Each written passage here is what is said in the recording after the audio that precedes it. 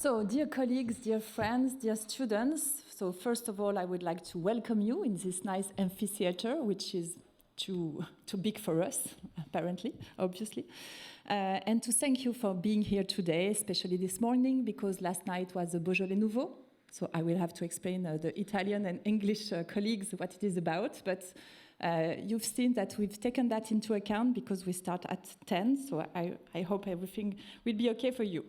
So European citizenship through the lens of EU common values, that is the topic of today's conference. Why did we choose this topic to talk about today? There are three reasons why we chose this topic. First of all, and to be perfectly honest, it was the topic of the conference I had mentioned in my Jean Monnet application. So I had to write this application in 2021, so 2 years ago, and I had to decide 3 topics of conference during the 3 years of the Jean Monnet Chaire, which is a chair on the promotion and preservation of EU values. And so I said, okay, why not citizenship and European values? Of course, at that time, the 2 topics were already important, but I think that it has become even more crucial in today's context, and I will explain why in a few minutes. And I think that one sign of the importance of these topics for the community of EU lawyers is the increasing of research work dedicated to European citizenship, and the sign is that you organized, Anastasia Iliopoulou, who is here today, organized last June a conference, a 2-day conference in Strasbourg on this topic, European citizenship.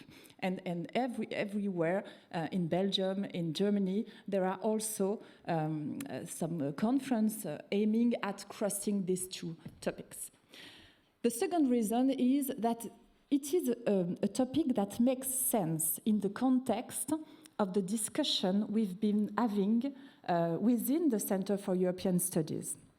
The former director of the Center for European Studies, Eric Carpano, he would have liked to be there to give a welcome speech this morning, but as he is now president of the university, sometimes he has big professional obligation, as you can imagine, and so he apologized for not being able to be with us this morning. But he held a Jean Monnet Chaire from 2017 from 2020 on crisis of democracy. And we organized over the past few years several conferences on these topics, conference on rule of law in 2018, conference on democracy and market in 2018-19, and last year we went deeper in this reflection with a colloque and conference on the conflictuality of EU law. Some students were already there. And I think that this conference last year highlighted the need to politicize the EU, the need to bring out the political cleavages, the political options, with a view to foster the EU confidence and the EU implication in the European project for the European citizenship. And of course, it is in this sense that the 2-day conference is in line with all the previous ones. And the third reason, of course, is the prospect of the European elections.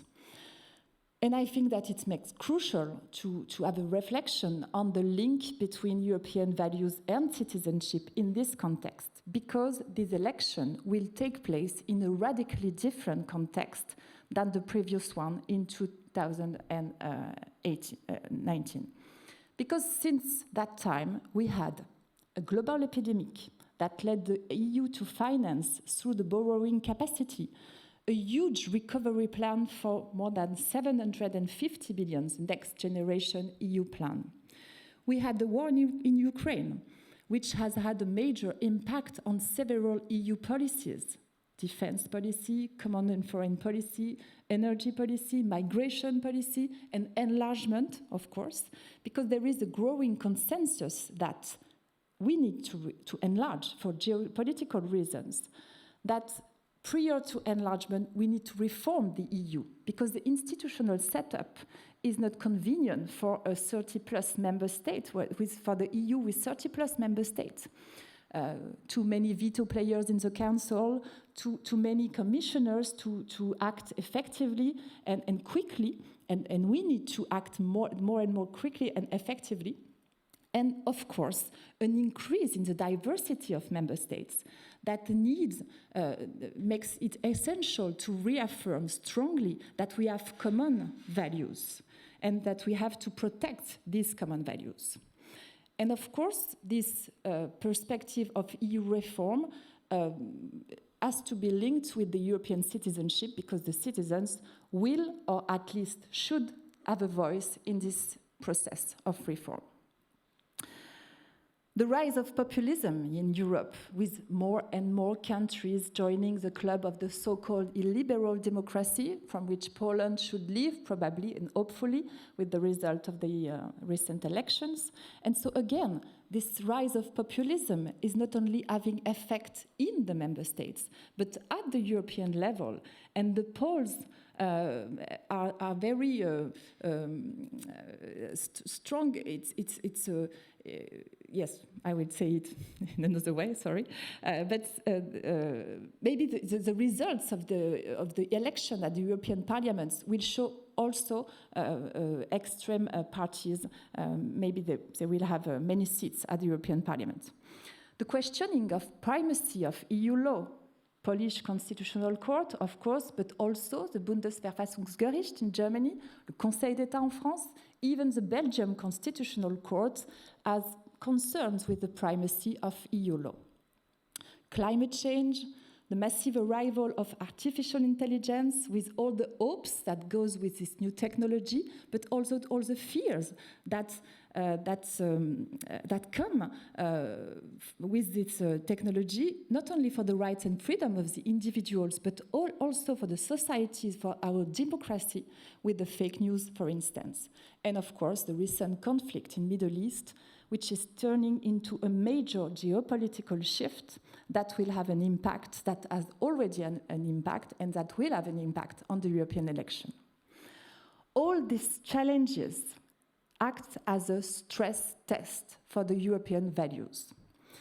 Sometimes it's due to the fact that the European values are attacked head-on, as it is the case in the war, for the war in Ukraine, and in the context of the rule of law crisis, where some member states claim that they have the right to define themselves the content of the rule of law and the content of the fundamental values of the EU, in the name of their nationalist understanding of these European values. And of course, we know that the first victim of this nationalist conception of the European values are the citizens, and especially people belonging to minority, gender minority, ethnic minority, are the victim of this so-called illiberal democracy. Sometimes it's less frontal. The values are being put under pressure. Solidarity put under pressure by the energy migration crisis, and recently with the Ukrainian grain import case. And sometimes also the EU's values are being challenged in the more sneaky way, as it is the case with the fake news, the cyber attacks, and all the new disinformation techniques which go with the hybrid war led by the Russians. And of course, there is a high risk that these new techniques of disinformation will be used in the context of European elections to have an impact on the way we are acting within the European Union. So all these threats make it all the more important to think about how the values relate to citizenship, how they engage citizens' practices at EU level, and how citizenship can or could be a new vehicles for the values, for European values, and maybe a means for making them more effective. Because EU values are not only the keystone for the mutual trust between member states, because as EU lawyers, we said that, okay, common values, it's a common ground for mutual trust between the member states. But I think that we need to conceive the European values also as a means to foster confidence of the EU citizens in the European project, but also to increase the sense of belonging of the European citizen. So, of course, the possibility of grounding democracy on this common basis of values is seriously contested. You know that it is the theory of Habermas, constitutional patriotism. And one of the most common criticisms of this theory is that democracy can only be achieved within the framework of nation states because nationality, national identity, is the main framework of reference for the individuals. So if we accept this criticism and if we don't answer this criticism, this is impossible to conceive a democracy at the European scale. The only solution would be to transform the EU into a nation state with the same history, the same culture, the same religion, the same language. And I think that this assumption is highly unlikely and nor desirable. And so we have to imagine the way a pluralist democracy could be possible. And so we have to think about the link between European citizenship and this value. And what is more, when the citizens were asked what the EU priorities should be during the conference on the future of Europe, which was held, which took place from April 2021 to May 2022, the citizens themselves answered that they had 9 priorities for EU, and one of them was values and rights, rule of law, and so that showed that the citizens themselves can be attached to European values. So anyway, we need to address these skeptical or even critical readings of the links between citizenship and values. The first concerns the citizenship itself, which sometimes is seen as a symbol of the politicization of the EU, but sometimes consider, and I think that there is a part of truth, sometimes consider as granting rights only to mobile, wealthy, economically active citizens. In other words, the European citizenship would be an empty shell, so coquille vide, driven solely by the economic logic of the EU. Another criticism is that the values listed in Article 2 is not effective for the citizen, or at least for all the citizens. So maybe we have to think about the way to link the theory, the wording of the Article 2 and the effective practice of it. And the other critique, I think, are more ambivalent because they claim either that the European values are too universal to ground a European identity, either, on the contrary, they are too contested within the European member states to form the common basis of a political project for the European Union. So all these questions, I forgot to put my... Okay, so I don't have the time, but all these questions will occupy us today, and we decided to divide our work in 3 sessions. So three parts. This morning, we will test the EU values through the lens of the European citizenship. We want to know, to see, to assess whether the values are citizenship-proof, so that the dark side of the day, and maybe this afternoon we'll be more optimistic, we don't know, maybe Andrew won't be so optimistic, but we'll see. And this afternoon, so this morning's session will be shared by Loïc Robert, Associate Professor in this university, co-director of the Center for European Studies, and I'm so happy that you are here today with us. This afternoon, we will have 2 consecutive sessions after the lunch, 2 consecutive sessions. The first is about the reappropriation of EU values by the citizen, by different techniques. And we will listen to 3 interventions. And after that, we will have 2 more interventions on the interrogation whether the citizenship could be a new vehicle for new EU values. I would have liked to present all the intervention, all the speakers, but it's the job of the chairman and chairwomen, so I will let them do their job. And I've been too long, but before leaving the floor to Loïc Robert and the first speakers, I would like to thank you in advance and thank all the participants for having agreed to come here today, sometimes from far away, to share their ideas, and I'm very looking forward to hearing you. And I would like to remind the rule, 20 minutes maximum speaking time to allow time for questions, and the question can be put either in French or in English, with the participants answering in the language they are the most familiar with. Donc les étudiants, vous pouvez poser vos questions en anglais, en français. Les intervenants vous répondront comme ils le souhaitent. Et je compte sur vous pour poser des questions, bien entendu. I will ask the chairman and chairwomen to be ruthless with the time, and thank you for listening. So, hello everyone. Not too loud. Thank you, Gaëlle, for inviting me to chair this first table on the assessing EU values in the light of citizenship. So this is an Italian table, and we are like some intruders with Mathieu, so we will try to be accepted by our Italian colleague. Thank you so much in advance for your tolerance. And we will start with Rossella Palladino, who is an associate professor at the University of Salerno, who will address the relationship between the national and the EU citizenship. So, and I think maybe ask the role of the EU values in this interplay between the 2 citizenships. The floor is yours. Oh, thank you very much.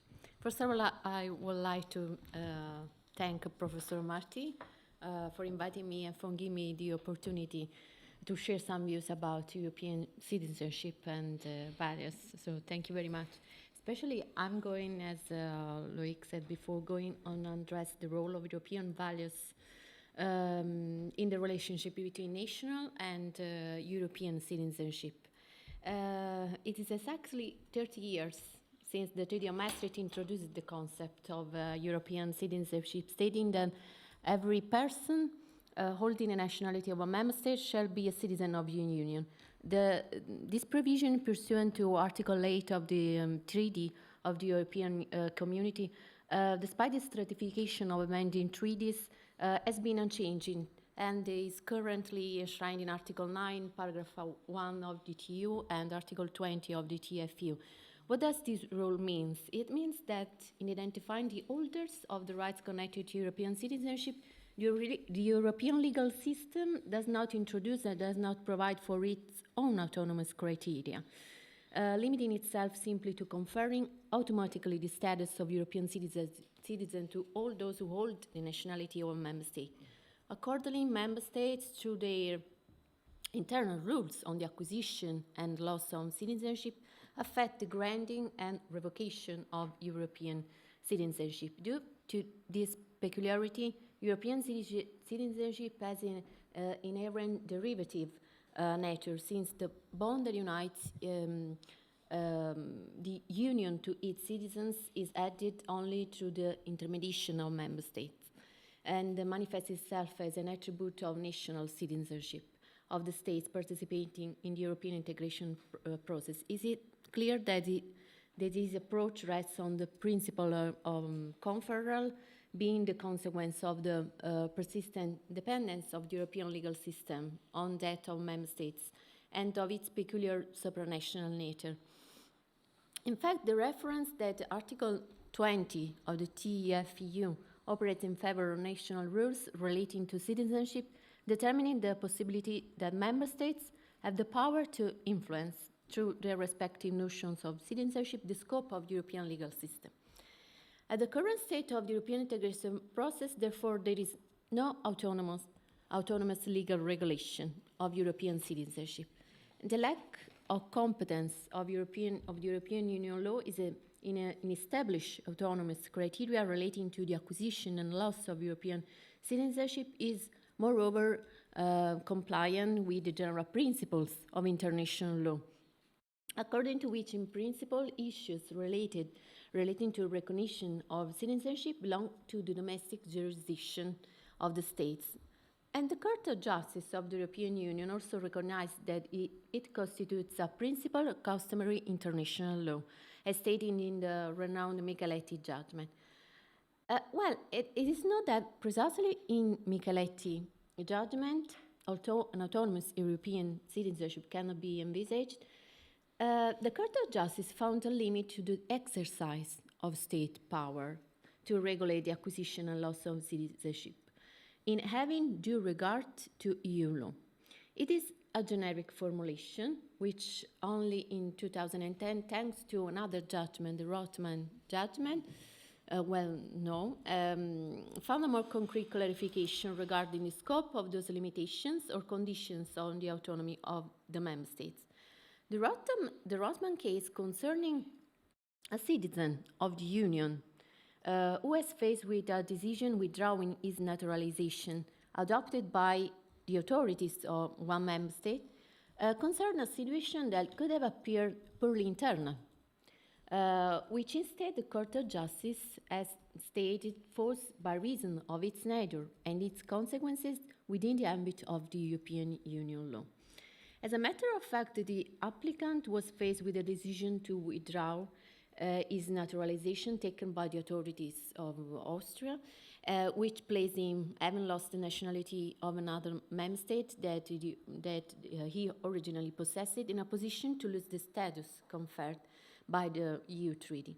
The Court of Justice of the European Union then went on to recall that the status of citizen of the Union is intended to be the fundamental status of nationals of the member states, and concluded that the member state must, when exercise their powers in the sphere of nationality, have due regard to European Union.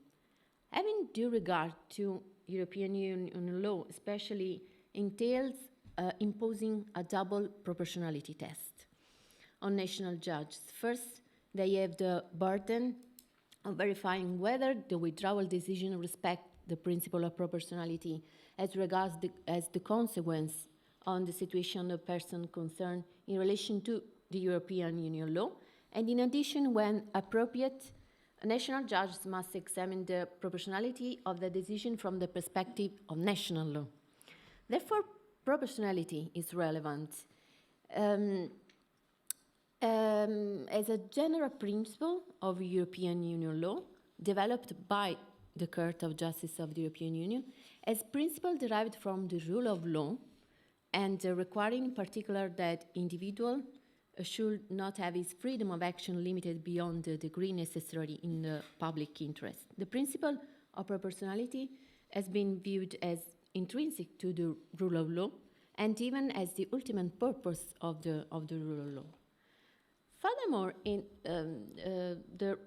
this judgment, the Rothman judgment, some parameters or criteria are indicated to be followed in the proportionality test, as it's necessary to assess the specific circumstances of the case, to weigh the gravity of the offense against the consequences of the loss of the status of union citizenship, to consider the lapse of time between the naturalization decision and the decision to withdraw the nationality, as well as whether it is possible to recover the nationality of origin.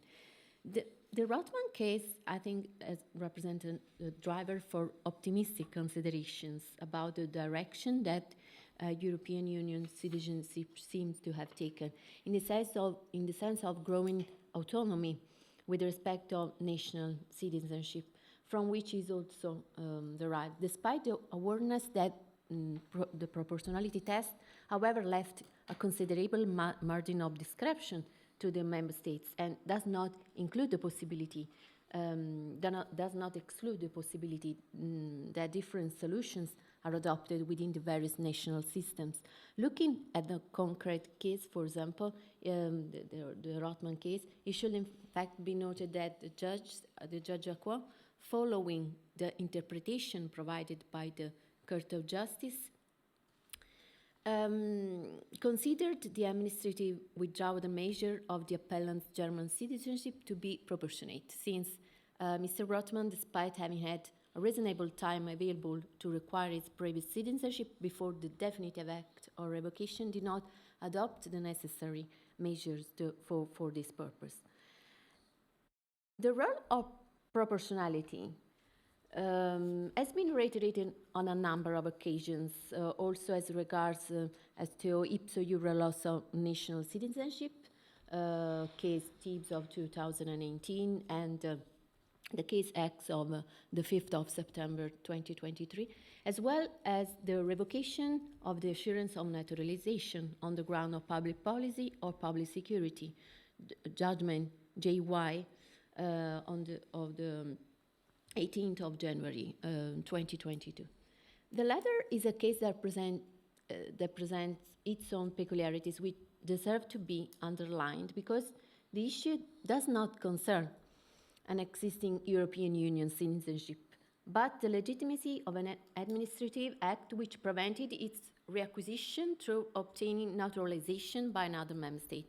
It concerned the situation of a person who, having the nationality of one member state only, renounces that nationality and loses as a result the status of citizen of the Union, with a view to obtaining the nationality of another member state, following the assurance given by the authorities of the latter member state that she will be granted that nationality. Which are the elements of novelty to be underlined? In my opinion, two elements at least. The Court of Justice jurisprudence has further expanded the scope of application of European Union law, since the situation of the appellant JY, who was stateless at the time of the appeal before the Judge Jacquot, is also linked to it in order to prevent the contested decision from having the effect of making the loss of the status of Union citizen status definitive. Thus, the scope of application in European Union law is extended to cases in which there is even only a qualified connection with the status of Union citizen, such as that of a former Union citizen who involuntarily became stateless while exercising his freedom of movement in an attempt to integrate into another country. There is another interesting aspect arising from this judgment. The Court of Justice, in all its previous judgment, has traced the proportionality test to a double moment of evaluation of the control of conformity of the measure that determines the loss of national citizenship with EU law. A proximal one relating to the legitimacy of the reasons, followed by compliance with the principle of proportionality. The first one of these two dimensions entails that the Court of Justice assesses the legitimacy of national provisions on the basis of the existence of a reason of public interest at the origin of the measure adopted, and essentially that it expresses a judgment regarding the non-arbitrariness of the same national forecast. In this respect, the Court of Justice has usually taken a referential approach, considering the plan legitimate for a member state to wish to protect the special relationship of solidarity and good faith between it and its nationals, and also the reciprocity of rights and duties which form the bedrock of the bond of nationality. Unlike such differential approach, in JY, the EU Court of Justice entered into the merits of the procedural process established by Austria for the granting of its citizenship, and is one of the areas in which the states most intend to protect their sovereignty. This is relevant for the last point I'm going to address, namely the impact of EU law on the national rules for acquiring citizenship. By 2014, the European institutions have started to tackle investor citizenship schemes within the EU, schemes which offer citizenship to third country nationals in exchange for a predetermined amount of money, while allowing applicants to circumvent ordinary immigration procedures and strict naturalization rules. Namely, the European Parliament in 2014 has adopted a resolution which stated that the possibility of acquiring national and thereby EU citizenship by investment undermines the very concept of European citizenship, calling upon member states to fulfill their obligation of safeguarding the values and objectives of the Union. In 2019, the European Commission followed up on this resolution by adopting a report on investor citizenship and residence schemes within the EU, in which it argued that member states must ensure the nationality is not awarded absent any genuine link to the country of its citizens. On the 16th of September 2020, President Ursula von der Leyen, in the State of the Union address, stated that EU values are not for sale. Finally, the European Commission launched legal proceedings against Cyprus and Malta regarding their investor citizenship schemes, stating that the granting of EU citizenship for predetermined payments or investments without any genuine link with the member states concerned undermines the essence of EU citizenship. And on the 21st of March 2023, the EU Commission brought an infringement proceeding against Malta before the Court of Justice, claiming that by establishing and maintaining such schemes, Malta compromises and undermines the essence and integrity of Union citizenship in breach of Article 20 of the Treaty on the Functioning of the European Union and in violation of the principle of sincere cooperation enshrined in Article 4, Paragraph 3 of the TEU. From my point of view, these actions open up new dynamics in the interaction between national citizenship and European citizenship, and lead to several basic questions.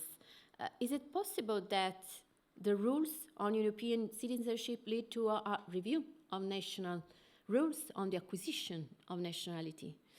Do not such rules fall within the exclusive competence of the member states? If it were accepted that by virtue of the criterion of genuine link, derogations must be introduced with respect to the choices made by the member states regarding citizenship, there would also be a risk of undermining the obligation to respect the national identity of the member states, of which the composition of the national body politic is clearly an essential element. A few questions that honestly I'm leaving open, but that lead me to some concluding perspectives and remarks. My opinion, by recalling the essence of European citizenship to be safeguarded and in integrity of EU citizenship not to be undermined, I'm picking up a certain similarity with the jurisprudential path that characterize the rise of EU values and of the rule of law in particular. By reiterating most recently in the judgment of the 5th of June of this year, to be named as the framing of powers theory, the Court of Justice of the EU first clarified that the existence of sovereign prerogatives of the member states, including those related to the organization of the judicial system, cannot entail a general reservation regarding the application of EU law. On closer inspection, in fact, it is precisely on the basis of the principle of sincere cooperation that states are required to exercise these prerogatives while respecting the obligation deriving from Union law, with particular regard to the protection of common values. Moreover, the Court of Justice of the European Union also recognizes in the well-known twin judgments on the financial conditionality mechanism that Article 2 of the TEU contains values that are parts of the very identity of the Union as a legal order, and that in choosing their respective constitutional model, the member states are required to comply with EU values. Such path suggests the existence of a proper European legal or constitutional identity, which imposed on its members. Is it composed of common values ex Article 2 TEU only, or instead these values are merely a part of a broader EU identity? It seems to me that we could be witness a process of affirmation of European citizenship as itself part of the apparatus of symbols and rights that form the European identity, and as an element building such an identity, which would consequently affect purely domestic matters such as acquisition of citizenship. And finally, a process of reshaping of the relationship between national and European citizenship. With this suggestion in mind, I conclude. Thank you very much for your attention.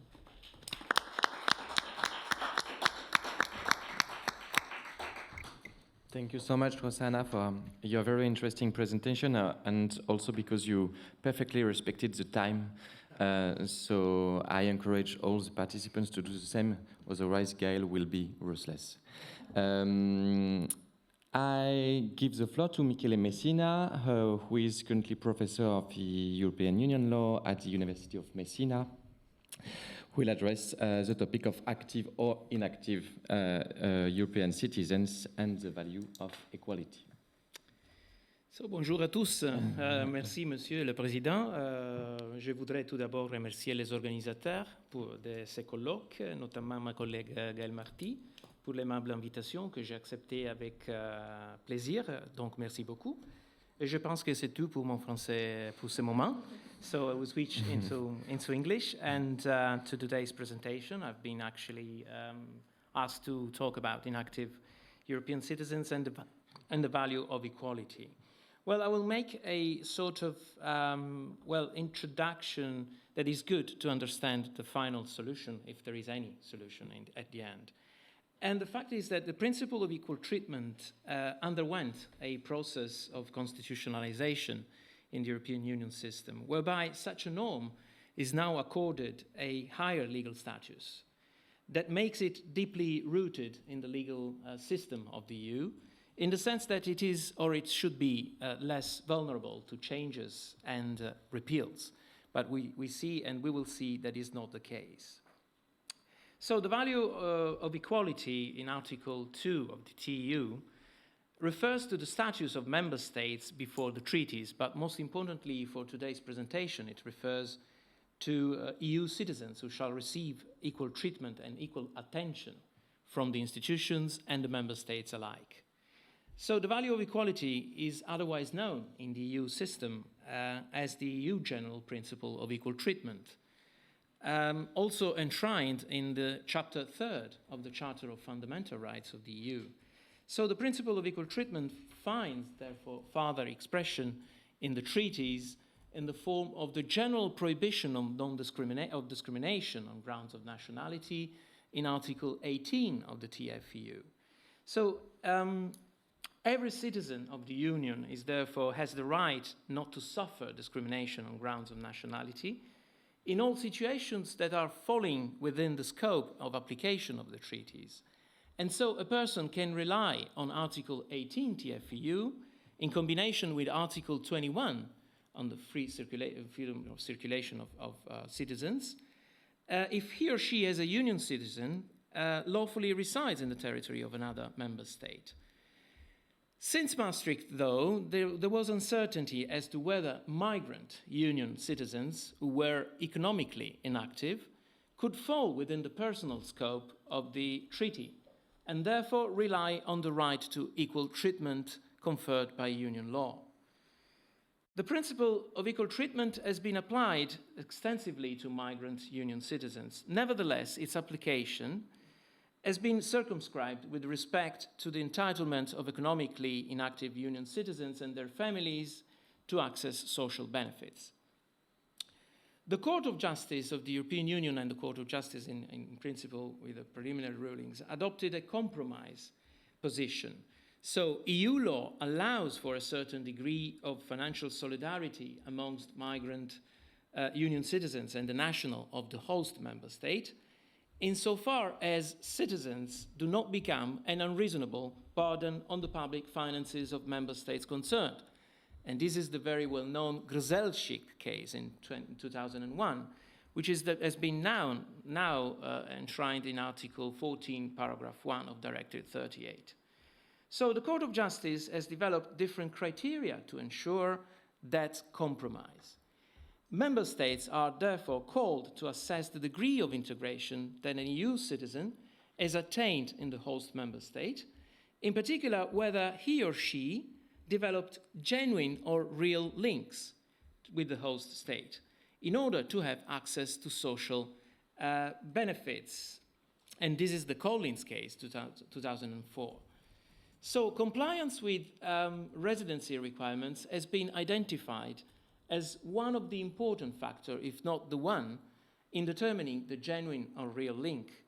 So although as a general rule, migrant union citizens could rely on the right to equal treatment, regardless of economic activity, EU law recognized a differentiation and limitation on the right in the specific context of accessing to social benefits.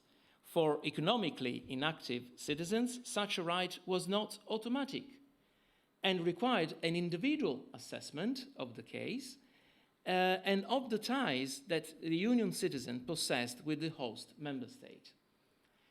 Directive 38 of 2004 largely incorporated that case law and that criteria developed by the case law, based on a lawful residence and its duration in the host member state.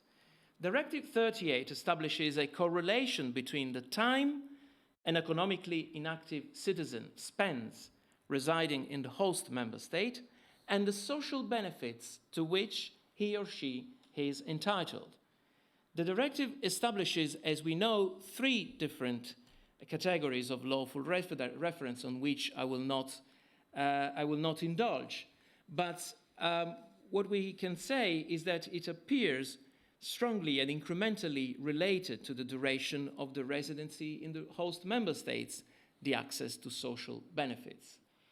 The union legislature then considered that prior to fulfilling the 5 years of residence in a host member state, migrants may be required to be self-supporting and have their right to social benefits curtailed if they are not self-supporting. The status of permanent residence provides systematic recognition that individuals have developed sufficient links with the host member state and are to be accorded the same right of access to social benefits as the nationals of the host member state. And now we come to Article 24 of Directive 38, which is the one dealing with equal treatment. And although Article 24, Paragraph 1, has given specific expression to the principle of equal treatment in Article 18 of the TFEU, and all union citizens and their families residing on the basis of Directive 38 in the territory of the host member states are to enjoy equal treatment with the nationals of the member state at stake. The scheme of the directive permits a certain limitation on the right of equal treatment in Article 24, Paragraph 1, as regards economically inactive EU citizens who are within the first 5 years of their residence in the host member states, if we consider the condition for a lawful residence before acquiring the permanent one, as we have seen. Before the 5 years, you need to be self-supporting. Otherwise, no legal status, no legal residence in the host member state. So Article 24, Paragraph 2 provides a sort of incremental assimilation approach when it allows member states to refuse access to social assistance to EU citizens according to their time spent in the host member state. Therefore, an EU citizen enjoys a right to equal treatment under Article 24 if his or her residence in the territory of the host member state complies with the conditions of Directive 38. That is the general rule applicable today. And in the last 10 years, there important judgments have been delivered by the Court of Justice, which drastically changed the landscape of the access to social assistance benefits for inactive citizens. I will go through very, very quickly on them. So the Bray case, 2013, basically allowed the member states for legitimate restrictions to EU citizens who are not workers or self-sufficient. And then the Dano case, 2014, they are allowed to access social benefits only if their residence is in compliance with Directive 38, and we come back to the 3 conditions. Still, 2015, Alimanovic, only EU nationals who have a right of residence under Article 7 of the Directive 38, that we know, of course, you have to be self-sufficient or be a worker. Then we have 2016 García Nieto case, where actually here we dealt with, for the first time, with the residents within the first 3 months. And basically, the court said that, well, it confirmed Article 24, paragraph 2, that allows member states not to give access to social assistance benefits within the very first 3 months of residence. So nothing new, literal interpretation of Directive 38. But then it arrived a groundbreaking case, which is Commission versus UK, 2016 case. Here, at stake was not social assistance, but social security benefits. So something different, because the legal basis is different, is Regulation 883 of 2004. And here, at stake was the UK system that introduced a further condition for the access to social security benefits, namely having a right to reside, pursuant to Article 7 of Directive 38. Here, Regulation 883, at least as it is now in force, doesn't provide that requirement of residence. It doesn't require any particular condition for the access to social security. But the UK system introduced something which related Regulation 883 to Directive 38. And so, but here, in my opinion, my personal opinion, the big mistake of the Court of Justice may be showing availability to the UK system just before this case was handed in 2 weeks before the Brexit referendum, by the way. So the unequal treatment was considered by the Court of Justice as indirect and not direct discriminatory. Therefore, it was subject to possible justifications. And the accepted justification was the protection of the finances of the host member states, provided that the measure, of course, was proportionate. So the follow-up to Commission versus UK was the Commission sensibility afterwards, after the Court of Justice, to those judgments, and in Commission versus UK one, as it proposed in December 2016 an amendment of Regulation 883 in order to include a lawful residence requirement pursuant to Directive 38 for the access to all social security benefits provided in the regulation for all economically inactive citizens. As we all know, that amendment is still in negotiation, so since December 2016. So we will see what the future will reserve to us. And a proposal, then there was a sort of proposal by the Commission to exclude all non-lawful residents from the access to both social assistance and social security then, if the amendment is to promote a sort of relationship between the two pieces of legislation. And now we arrive to the Familienkasse case, 2022. Here we had a German law adopted in 2019, which introduced a discrimination in the access to social security benefits in the very, very first 3 months of residence between EU inactive citizens in a host member state and the German nationals, as the former needed to show evidence of his or her employment where nationals did not need to show. So the question was whether that discrimination on EU inactive citizens who established their habitual residence in the host member states was lawful pursuant to Article 24, paragraph 2, which provided, as you know, for such discrimination in the access to social assistance benefits within the first 3 months. Here we are talking about social security. Well, here the Court of Justice was adopted a different approach, apparently, I would say, from Commission versus UK. Because here the court affirmed that the derogation from equal treatment provided in Article 24, paragraph 2, did not apply to access to social security benefits, as that derogation does not apply to benefits other than those concerning social assistance. So a very strict interpretation of Article 24, paragraph 2. So Article 24, paragraph 2, being a derogation from a general principles, that is clear, it must be interpreted narrowly, therefore, as only applying to social assistance benefits. These are the words of the court. This is further confirmed by the objective of Directive 38, of not granting access in order not to become a burden for the social assistance system of the member state, and not to social security one. So the limit has been imposed by the legislator only to social assistance, so we have to stick with it, the court said. Access to social security benefits pursuant to Regulation 883 for the time being then cannot be limited on grounds of nationality of the applicant, at least for the first 3 months.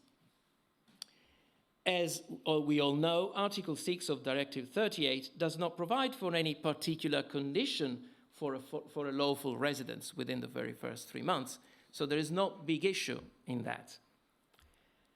So the follow-up to Familienkasse. So I can see some steps forward, which is the narrow interpretation of the derogation to the principle of equal treatment in Article 24, paragraph 2.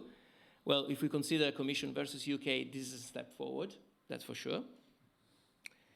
Lawful residence in the very first 3 months seems to coincide with habitual residence and not with a residence lawful pursuant to Directive 38, even if those two concepts are not very different, to be honest, in practical terms. The step backwards, in my opinion, are the following. Habitual residence equal to lawful residence pursuant to Directive 38 only for the first 3 months, not afterwards. So this equality can be identified only in that time period. It looks as if after 3 months more conditions are needed, like being self-sufficient, for example. So Familienkasse absolutely coherent, in my opinion, with Commission versus UK, in providing a literal interpretation to Directive 38, 2004, so that after 3 months, it does not appear there is no difference between access to social assistance and social security benefits, and the possibility to discriminate against EU inactive citizens. Because here in Familienkasse, the court is always talking about lawful residence pursuant to Directive 38. The thing is that Article 6 is not really strict on that. And so habitual residence can be considered as complying with Directive 38, Article 6. But not after 3 months. That is more tricky, in my opinion. So the way forward, and I go to the finishing part. So Directive 38 allows member states to perpetrate sorts of durational residency requirements for the EU citizens, which are probably too strong and unnecessary in order to guarantee that genuine or real link, because they are still exclusively linked to being active or self-supporting, not to other requirements.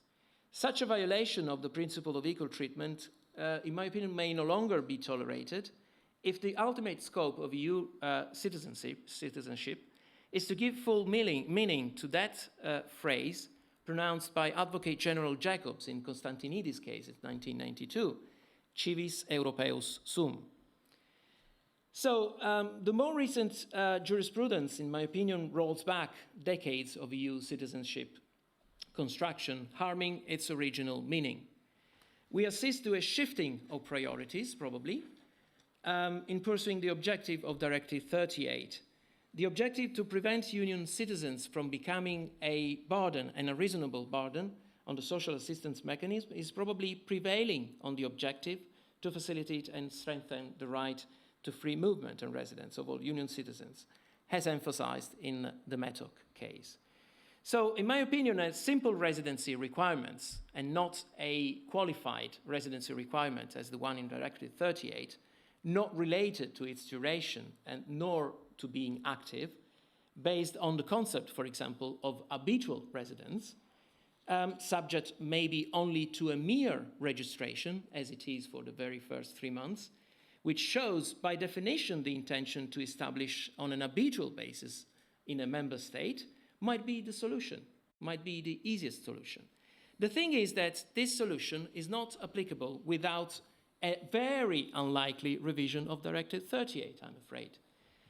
Such a revision must be stimulated by a more probably courageous Court of Justice and a reading of Directive 38, which is more in line with Article 18 of the TFEU and Article 21, possibly with a stricter application of the principle of proportionality when assessing the limits for the access to social benefits for inactive citizens. The narrow constructions of Article 24, paragraph 2 in Famiglia and Casse may constitute a first step. It's like a ray of light for us, but for the time being, still not enough. Thank you. Thank you.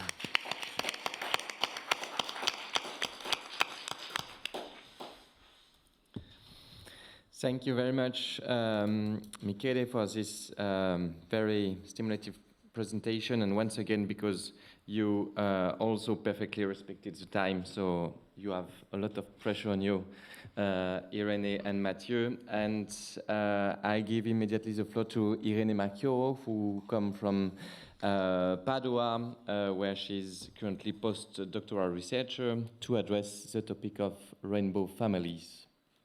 You got the floor.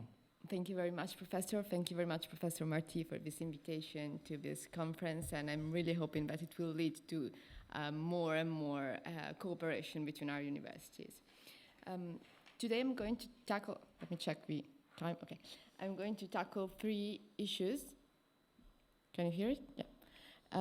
The first one is how far-reaching are the effects of the recent judgments of the European Court of Justice on the recognition of family statuses in the EU.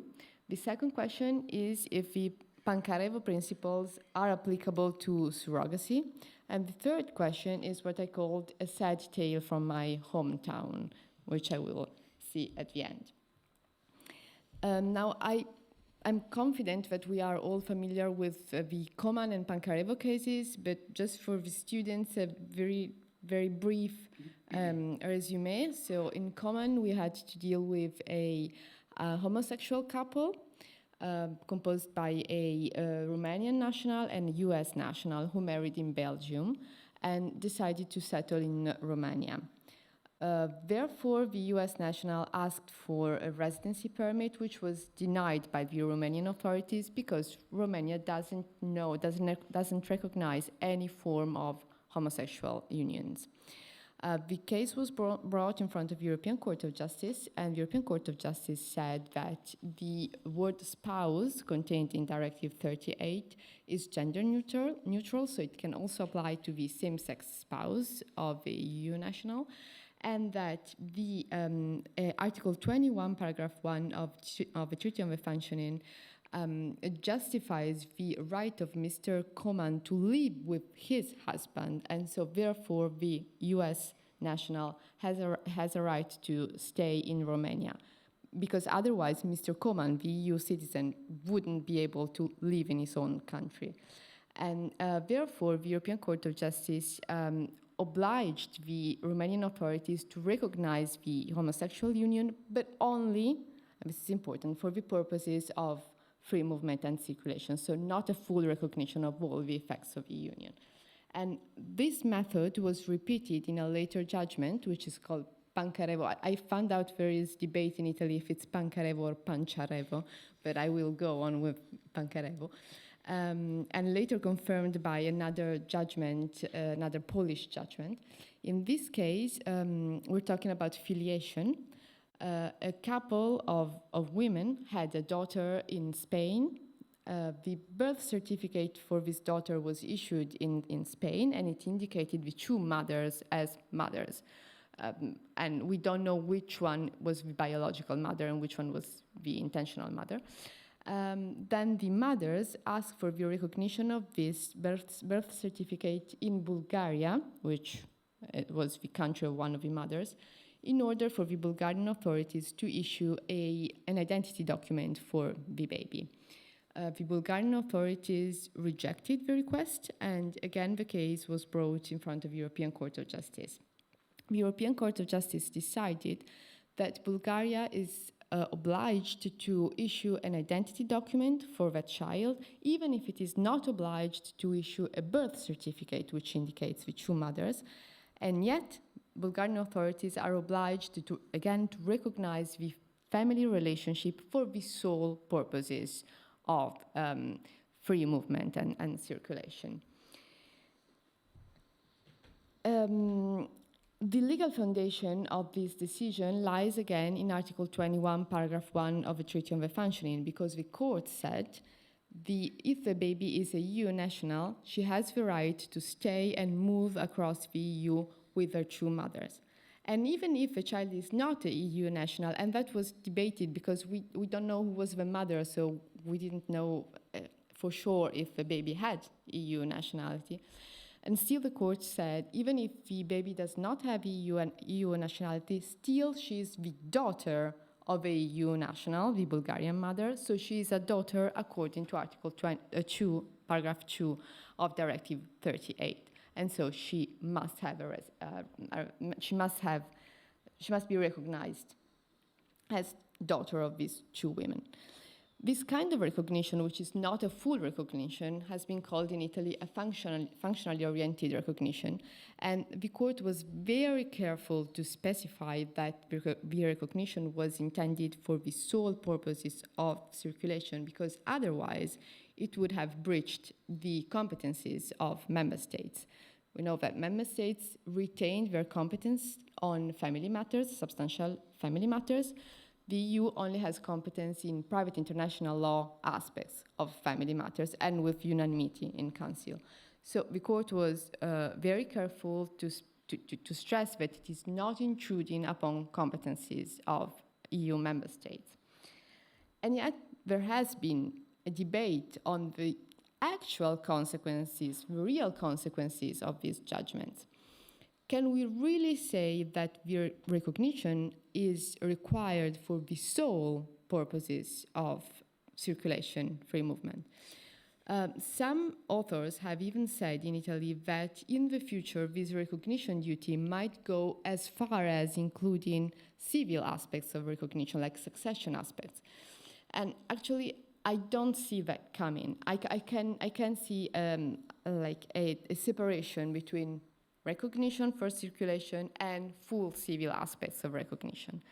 Still, recognition for the purposes of circulation is not really only about moving throughout the EU. It entails some other rights. Indeed, we cannot imagine that the European Court of Justice, with its judgments, has created two different categories of family members: the ordinary family members of Directive 38 and other jurisprudence family members. A family member of a EU national is just one category, and the European Court of Justice says in its judgments that these people have a right to lead a normal family life. So it's the normal family life of all family members. And Directive 38 is recalled in both judgments. In Common, the court says the word spouse is gender neutral. It also includes the homosexual spouse. In Pancarevo, the court says the daughter is the daughter of two mothers according to the Directive 38, or if she is not a EU national, she is the daughter of a EU national according to the directive. So if these family members are ordinary family members according to the directive, they must enjoy all the rights stemming from the directive, which means not only moving throughout the EU, it also means, and I'm happy we had Professor Messina's presentation, it also includes equal treatment. Article 24, equal treatment in the access to social benefits. So that family will need to be recognized as a family if they, for example, ask for a family allowance.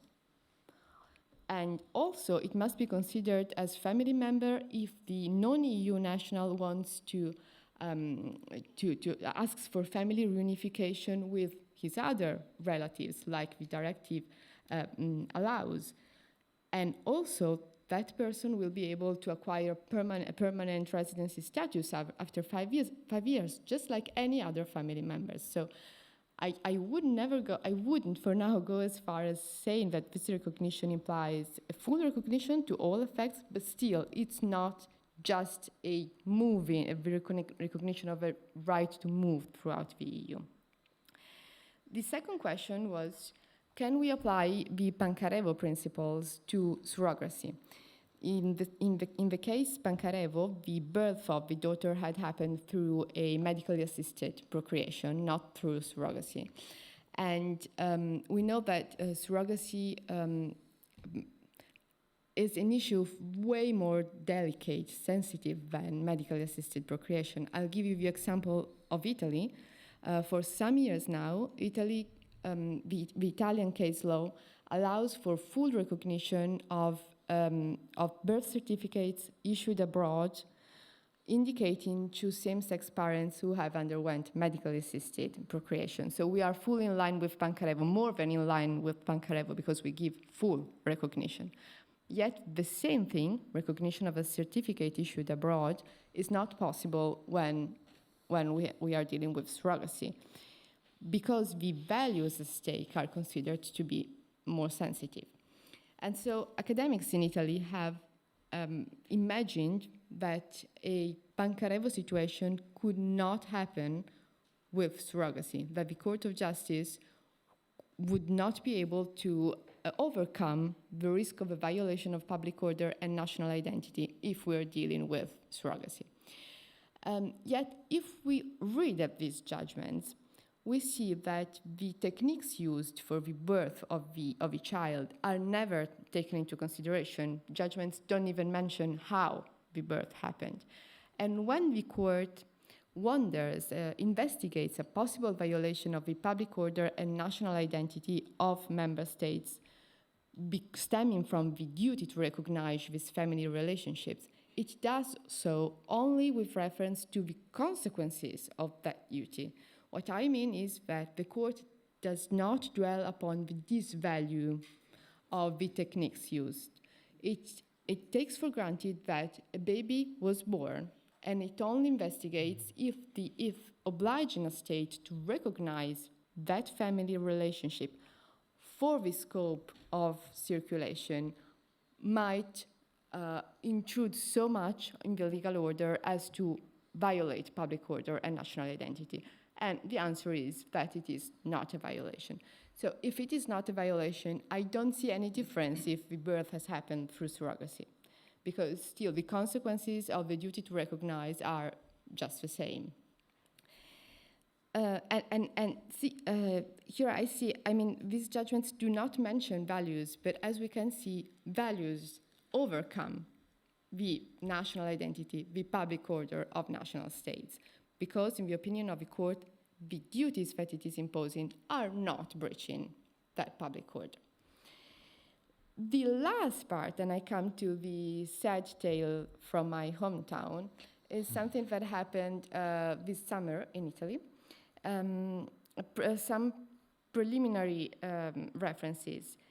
I said before that the Italian case law admits the recognition of a foreign birth certificate indicating two mothers who have undergone medical assisted procreation. That is true, but what is not admitted is the internal formation of an act indicating two mothers. So the very same situation, child born through medically assisted procreation abroad can be recognized in Italy, but the child born in Italy cannot have a birth certificate indicating the two mothers. The point is that even if, according to private international law, the law applicable to that law, to that birth certificate is a foreign law which allows for a birth certificate with two mothers, public order will stop the application of that law. And Italian law will intervene, and Italian law does not provide for the possibility to include two mothers in a birth certificate. And yet, some mayors have been forming birth certificates with two mothers. Some mayors in some cities, depending, of course, also on the political ideas and ethical ideas of the mayors included. And that happened in Padua from 2017 to 2023, so the current administration has been forming birth certificates indicating two mothers. Until this summer, when the prefetture, so our ministerial departments, obliged mayors to stop forming birth certificates with two mothers, and in Padua, the Procura challenged those birth certificates in front of a tribunal. We're talking about 33 certificates from 2017 to 2023, so some of these children are even 6 years old now. And the Procura wants the tribunal to remove the intentional mother from the birth certificate and to rectify the surnames of these children, who would suddenly become children of just one of the two mothers. This is, of course, a purely internal situation. We're talking about internal formation of a birth certificate, and it will be, of course, investigated under the lens of constitutional and public law. And yet my question was, can EU law play some role in a situation like this? And I tried to imagine how could EU law help protect the rights of these children. And I thought of some solutions. The first one was EU law could help those children maintaining their names. In a situation where the child has a multiple citizenship or the citizenship of another member state of the EU, or the child has circulated in EU and has been known and registered in another member state by his name, then we could imagine to use the case law of the Court of Justice on the recognition of names to protect that name from the state of origin, so the opposite of what we're used to do. And that could be one way to save the name. Another solution I could think of is if one of the mothers is a third country national. And I imagine the two scenarios. First scenario is that the biological mother is a third country national and the intentional mother is a EU national. In this case, if we remove the intentional mother from the birth certificate, the child is no longer child of a EU national, so he will lose European nationality. And we talked about Rothman, so again, the case law of the European Court of Justice on the revocation of citizenship could help for this case where an act of the authority has deprived a person of EU citizenship. Is that proportionate? We could wonder about it. And the second scenario is a scenario where the biological mother is a EU national and the third country, and the intentional mother is a third country national. In this case, if we remove the intentional mother from the birth certificate, then we might deprive that mother of the residency right, if the residency right depends on the family relationship. And in this case, if we look at the situation under the lens of EU, we could say that even if that person is not a relative, is not a family member anymore, still we can't deny that there has been a familial relationship to the child, and that, in my opinion, that no more mother, not a mother anymore, could be considered as a family member according to Article 4 of the directive. So one of those family members for which the states must facilitate access and circulation. It could be a way to help protect that family situation.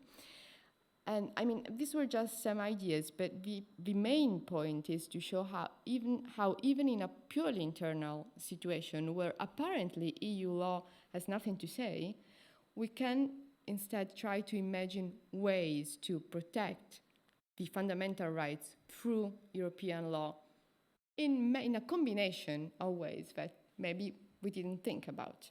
So this is actually the case the first hearing happened the day before yesterday. So from the news, I finally learned who is the lawyer of the children, and I'm trying to make contact and read some of the acts of this process, and let's see what comes out. For now, thank you for your attention.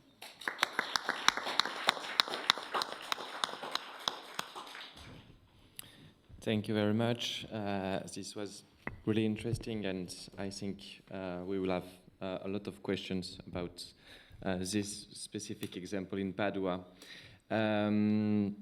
Now, the last but not least, of course, Mathieu Rouy, who is a doctoral researcher, not for long, we hope, and will address the subject of the link between the European values and the scope of the EU citizenship. You got the floor. Thank you, Loic, and I would like to thank Professor Marti for allowing me today to intervene in this conference. So my contribution will be, I hope, a complement to the previous ones. And indeed, the aim of this contribution is to analyze the existing or potential relationship between the scope of European citizenship and European values. In my mind, even if the two concepts, European citizenship and European values, are obviously linked, studying the scope of application of European citizenship in the light of European values is more complex for different reasons. The first is obvious. The Court of Justice has never made any reference to Article 2 TEU or even to values when delimiting the scope of European citizenship. Moreover, European citizenship and the European values have quite distinct scopes of application. The scope of European citizenship is theoretically limited, although the scopes of European values is, in my mind, potentially unlimited. Whereas citizenship law only applies to a member a national of a member state who can demonstrate a link with EU law, Article 2 TEU seems to be applied even if the infringement has no connection with Union law. However, question the field of European citizenship in the light of European values could have some advantages. Values are both foundation and an objective of the European Union, so in my mind, again, they could therefore be seen as an argument in favor of a certain interpretation of the scope of application. Indeed, without constituting an express or an autonomous criterion for the scope of application of European citizenship, the idea is to determine whether European values can or could constitute a principle guiding, even implicitly, the delimitation of the scope of European citizenship. And while a reading of the court's case law reveals a traditional ignorance, it seems possible to detect, particularly in recent judgments, potential influence of European values on the delimitation of the scope of European citizenship. So my first idea, the relationship between European values and the scope of European citizenship and traditional ignorance. References to European values can be found in different opinions of advocates general to interpret the scope of EU law, and I will take some illustrations. And these proposals have in common that they link fundamental rights, which are one of the values listed in Article 2 TEU, and European citizenship to justify a broader vision on the field of EU law. In 1992, in the context of free movement of workers, Advocate General Jacobs said that a worker moving to another member state should be treated according to a common code of fundamental values, and it was already evoked by Professor Messina. According to Advocate General Jacobs, this worker is entitled to say civis Europaeus sum and to invoke that status in order to oppose any violation of his or her fundamental rights. And this idea was extended and precised by Advocate General Maduro in the Centro Europea 7 case. According to him, the protection of a common code of fundamental rights constitutes an existential condition of the community legal order. And again, according to him, a serious and persistent violation which highlight a systemic problem in the protection of fundamental rights in a member state would constitute a violation of the rules on free movement. So these two proposals would have the effect of extending the scope of EU law by allowing, under certain conditions, the violation of a fundamental right to be invoked independently of any restriction to free movement. Nevertheless, these two proposals do not call into question the need to circulate as a condition for the activation of the citizens' rights. And obviously, this last issue found an important echo in the Zambrano case. And here it's not possible to mention the opinion of the Advocate General Sharpston in its entirety, but it's important to say that she argues for deconnection between the protection afforded by EU law to European citizens and the exercise of the mobility, and the necessity to protect fundamental rights has a central place in her argumentation. And indeed, the Advocate General proposes that the scope of application of fundamental rights should no longer be subordinated to the applicability of EU law, but rather to the existence and the scope of material competence of the EU. And the main reason, the main argument of the Advocate General is an axiological one, and it's the evocation of the Article 2 TEU. So we can see with these various examples how different Advocate General have invoked directly or indirectly European values in order to change the interpretation of the scope of EU law. But despite the links evoked by this Advocate General between European citizenship and European values, the Court has never referred to this value when interpreting the scope of European citizenship. And indeed, the broadening of the scope of EU law is rather justified by the desire to protect or promote the effectiveness of the objectives of EU law and the useful effects of the European citizenship.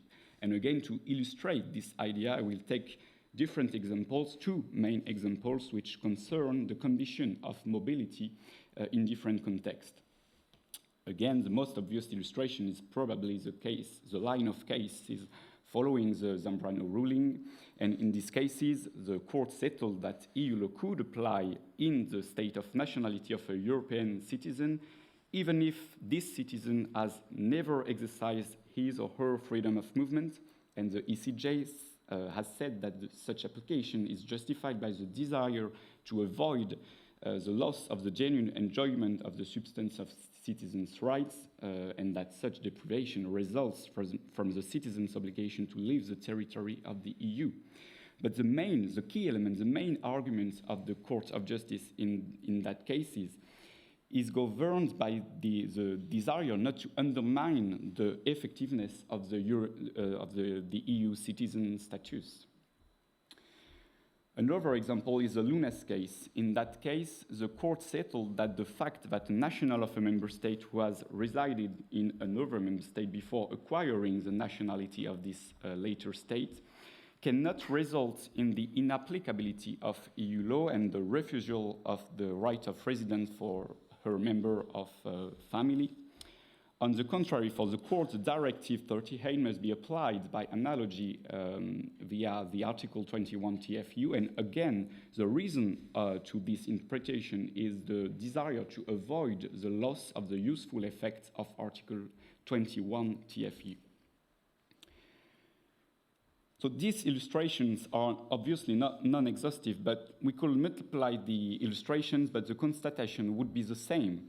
If the Court of Justice has been able to declare citizenship law applicable even in apparent purely internal situation, this has apparently had nothing to do with European values. More precisely, the Court of Justice usually hides these implications and focuses on a purely functionally approach of the scope of application. 3 important points should be done. Firstly, and obviously, the functionalist approach of the scope of application of the scope of application of EU citizenship is not limited to EU citizenship. And for example, competition law, data protection law are obviously 2 important illustrations of this idea. Secondly, the functionalist approach is not always beneficial to the EU citizens, and again, the equality treatment is a good example, because in the Dano ruling, the narrow vision of the scope of application of equal treatment is linked to the objectives mentioned in the Directive 38. And finally, despite the functionalist approach of the scope of European citizenship, there is, in reality, a growing emphasis on fundamental rights or social integration of the citizen, and more broadly, the concrete circumstances of the dispute when the court delimiting the scope of EU citizenship. But these references have often been seen as an instrumental mobilization and a further illustration of the functionalist interpretation of the scope of application. However, and it's the second time of my contribution, recent case law seems to demonstrate that the mobilization of fundamental rights, the mobilization of the concrete situation of the citizens in the definition of scope of EU law is no longer totally instrumental. Indeed, it could then reveal a more concrete influence of values on the field of citizenship, and I will go back to some potential signs of this influence before examining its advantages and potential limits. Indeed, according to Antonio Marzal, the recent case law of the ECJ could reveal an integrity approach of the scope of application. And this one implies an important paradigm shift. Indeed, for him, the applicability of EU law is not just justified, not just as resulting from the EU functional needs, but because of the nature of the EU as a bound community concretely localized and defined by some values. And I think that this idea must be transposed to the case of European citizenship. Indeed, the applicability of European citizenship law seems to be more and more justified by the citizens' place in the community of belonging that constitutes the EU, and by the desire to protect the citizens and or the community of citizens. And in this construction, EU values could play an implicit but a major role. And again, the main illustration of that idea is probably the Zambrano line of cases. The influence of the European values may be revealed in this line of case in 2 important elements used in the definition of the scope of Article 20 TFEU. The first element is the reference to the EU territory. And traditionally, the EU territory is defined by reference to the sum of the member state territories. But this reference to EU territory is very interesting and should not be underestimated. It should be understood, and it's an idea revealed by Professor Azoulay. This territory should be understood in a metaphorical sense, representing a common community of values. And in other words, the idea of the Zambrano case law is that it's because an EU citizen belongs to a community of belonging bound by some values and materialized by the EU territory, that these citizens must be protected by union law from leaving this territory. And this construction is also illustrated by the case law relating to the extradition of citizens to a third state. In the Petrorin line of cases, the Court of Justice settled that the extradition of citizens of member states to a third state could be controlled with regard to Articles 18 and 21 TFEU. And although the right to remain on Union territory is not expressly mentioned by the Court of Justice, the idea seems to be the same. preventing union citizens from being forced to leave this territory and the community of values representing in this territory. And this idea is directly apparent from a comment of Koen Leenaerts, the president of the ECJ, in one of his articles on this line of case law. According to Koen Leenaerts, the EU is much more than its internal market. It aims to establish a European area of shared values such as respect for democracy, fundamental rights, the rule of law, and the feeling of freedom and security could be threatened when a union citizen who has exercised his or her right to free movement is forced to leave the territory of the EU and consequently this area of values. The second illustration of the potential influence of EU values is the implicit reference to the vulnerability of the citizen. In the Zambrano line of case, we can say that the relationship, the dependency relationship between the EU citizens and the member of this family is a crucial condition. And behind this condition of dependency, it is ultimately the citizen's vulnerability that justifies his or her need to be protected by EU law. And this consideration is in some way ethical and may refer to the desire for the EU to ensure the dignity of citizens set out in Article 2 TEU. And I think that a parallel may be drawn with the CG judgments which concern the equal treatment of the EU citizens, because in this case, the Court of Justice confirmed the Dano case law, but added an important point. It is the applicability of the Charter of Fundamental Rights and the necessity for the national authorities to ensure the dignity of the EU citizens and her children. So we can see, particularly with the help of the Zambrano line of cases, that value seems to be an influence within the definition of the scope of EU law in parallel with the classic functionalist approach.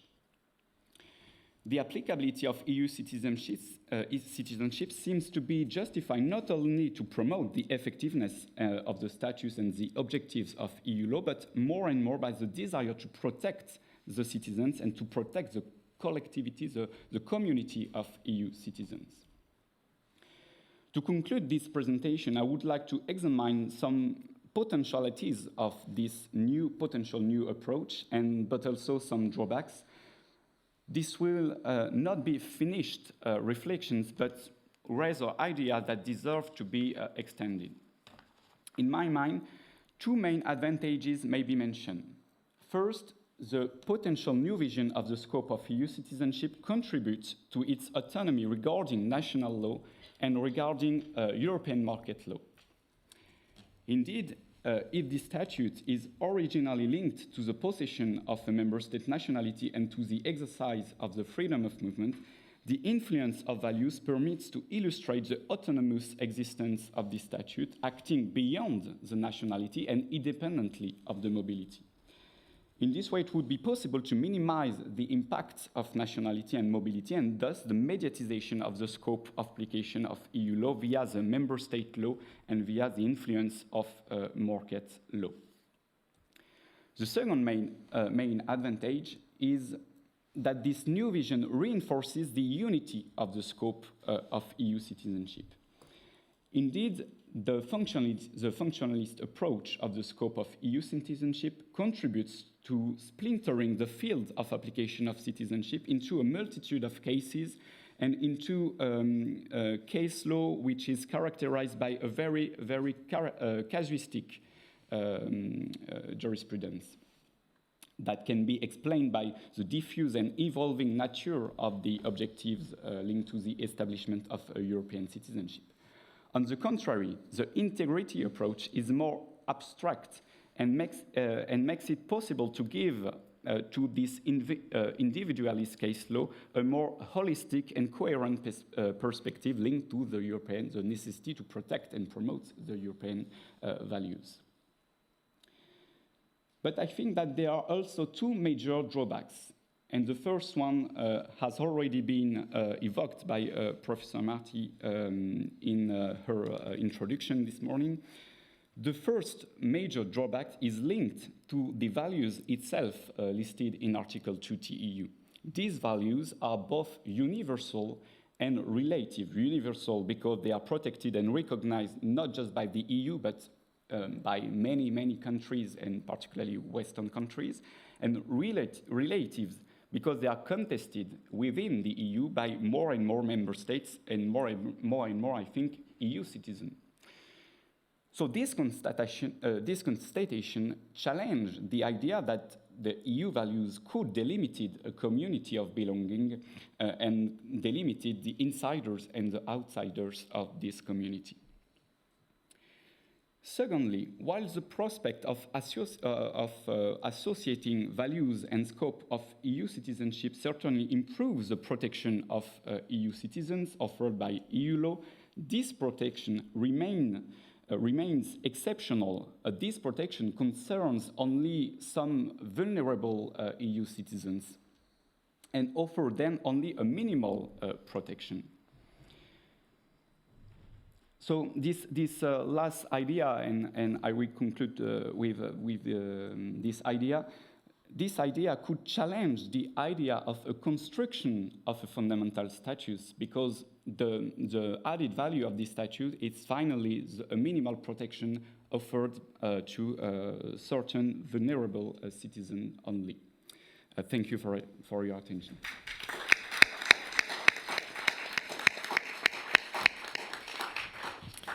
Thank you, Mathieu, for your presentation. And I give immediately the floor to the room with the first question from Andrew. And maybe it's possible to, yeah, thank you. So I wince every time anyone mentions Brexit. As the British citizen in the room, or English, I wince. I'm also going to have to apologise for a slightly sceptical question, I suppose. Is that working? You hear me, people? Yeah, cool. For a slightly sceptical question, I think it's a question that refers to, that's relevant to all of the panelists. It's probably more specifically relevant to Mathieu and to Irene's paper, and follows on from Gaëlle's presentation earlier. And it really concerns the sort of core of the discussion, right? Which is the phrase common values. And the increasing pressures and strains that are being placed upon that sort of concept, or that project, as it were. I'd be really keen to hear from the panel how they interpret the politicization of those common values. Who's doing the politicization? Is it inevitable that values are politicized? I come from I'm not a lawyer, I'm a philosopher. I come from a tradition of philosophy that is generally very questioning about the appeal to, particularly sort of various forms of political liberalism's appeal to the possibility of common values that could have any possible purchase upon people's kind of commitment or allegiance, at least. So really keen to hear more about the panelists' views on whether the entire project of common values can avoid politicization, whether any appeal to common values is a political venture, and if not, why not? If not a political venture, how would you see it as not being a political venture? How might we avoid that? Mathieu was referring to a functionalist approach. I suppose that could be a potential avenue, but as you're perfectly aware, open to various problems. Or if it is unavoidably political venture, how do we square those politics with an increasingly divisive and fractured community of states? So apologies for the skeptics question. I'm not skeptical towards the European Union. I suffer every day the consequences of Brexit, but thank you. Thank you so much. Is it okay if I do a follow-up to the question? Okay, so it's also about values and their nature, which is general and indeterminate. And this is why I've thought a lot on the issue of the link between citizenship and values. And Gaëlle also said they're universal and absolutely contested at the time being, which is obviously problematic. And more generally, can we function in law on the basis of values? Or is it reasoning, you know, like in moral, ethical terms, but not possible in law? But because when I see the legal uncertainty that exists at the current state of the case law on citizenship, which is on functional and legal terms, if you look at the case law that Michele has presented on access to social benefits, or even the last case on the investor SIM cases, the Maltese regime, I have a hard time seeing what exactly the argument of the Commission is on the basis of values. I mean, maybe somebody sees it better than I do, but I have a hard time seeing exactly how in legal terms, not in political or ethical terms, we can use the vehicle of values. And I also think that the cases you mentioned are a very good example of this, because obviously maybe it's morally, ethically contestable or whatever, but how do you transfer all these ideas into legal arguments, into defining legally the scope of EU law, into deciding fairly who gets access to social benefits or not? Because, you know, with the case of the Court of Justice, the problem is that you have two people having access to a benefit or being saved, like the rainbow families, and another 10 remaining without benefits and without recognition. So at the end of the day, I don't think it's a fair result for union citizens on the whole. Maybe we have saved the Pancharevo family and the Koman couple, but there are several others who don't get this solution applied, and it's the same with social benefits. And that's personally my problem with the case law on citizenship, and the further possible problem with the link to values. But I'm not a pessimist or a conservative person, but still I have this issue with that. Maybe if Irene, Mathieu, and the others want to reply, and maybe we can take further another question. Shall I start? I'll try to be brief. As to the problem that Pancarevo and Coman have their cases solved, but what about the others? Well, in my opinion, it really depends on national judges, how active they are, how willing they are to apply the case law of the European Court of Justice and so give justice to many more couples. As to the question of the politicization, I actually wrote about that on a very, very different branch, but still that was interesting, when I commented the Lex NGO judgment on Hungary. And it was clear to everyone that the problem was a problem of rule of law breached by Hungary, because they wanted to basically hinder oppositions. And yet in the judgment, values are never mentioned. The judgment is only about internal markets rules. And I thought that was very clever, because values are not so defined, and because the Court of Justice must not risk to be considered as a political organ. So my opinion is that anytime you can rule a judgment without mentioning values, that's a good, I mean, it might be not so pleasant to say, but still, the judgments work better when you have a clear legal rule that you can use and not mentioning the values, even if everyone knows that values are in the background. Values are in the background in the Coman and Pancarevo cases, of course, but we have citizenship rights, and we don't need to use values. And that helps, in my opinion, avoiding the accuse of politicizing values. The problem is when you have no clear rule that you can use, and you have to use values, and that is a slippery situation.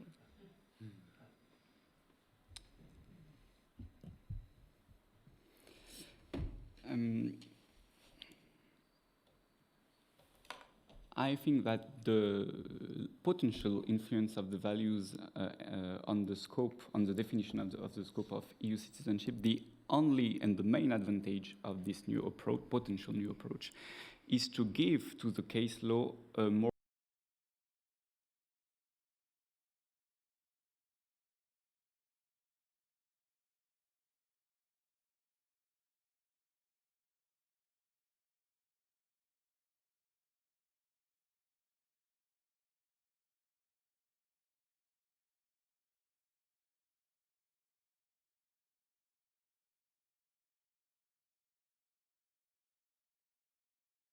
I totally agree with the fact that justify a broad scope of application only on European values which are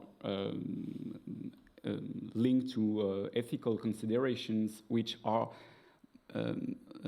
not shared by all EU citizens, is unlikely and potentially dangerous. So I only think that the only advantages of this new approach is only to confer a coherence to case law, which is nowadays very, very casuistic, very, very individualist, and without any coherence in the case law. So.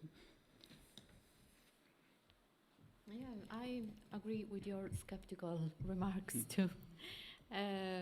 Also considering my point of view concerning the acquisition of national citizenship, I try to understand the reasoning of the European Commission regarding its claims to versus the investment schemes. This use of European citizenship, I think, as a value itself. So when the Commission says these schemes undermines the core of the European citizenship, in my opinion, it's a way to use the European citizenship as a value itself, and it's a position that rests, in my opinion, on quicksand, because we can wonder about which is the core of the European citizenship. Looking at the treaties, we can say that the essence of the European citizenship matched with the provision that say that European citizenship it's a derivative nature from national citizenship. So I think there is a change of perspective that is obvious, can't rest on the treaties,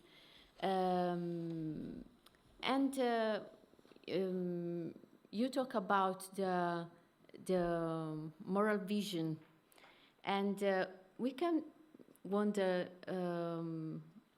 also that if, under a moral point of view, we can compare naturalization rules that are over-inclusive, such as investment schemes, to naturalization rules that are under-inclusive. So, in future, the Court of Justice could assess national rules, this kind of national rules.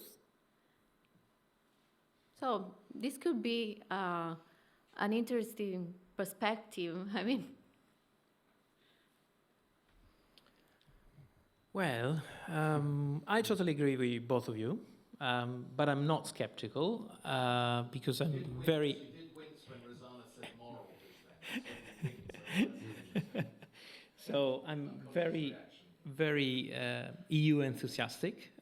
So I'm not skeptical, but the political value of EU founding values is inevitable, because that is what the masters of the treaties wanted. because they attached to values political sanctions. Article 7, it's political sanctions. So this actually brings us to the real value of those, let's call them principles, because the masters of the treaties have been highly inspired by general principles of EU law. It was just a sort of making them more important, more solemn in terms of declaring them as EU founding values. But thankfully, we do still apply them as general principles, because EU values are not probably enforceable, as the rule of law issues with Poland made quite evident. As you know, the European Commission didn't manage to trigger Article 7 procedures, political sanctions, and they went for infringement procedure.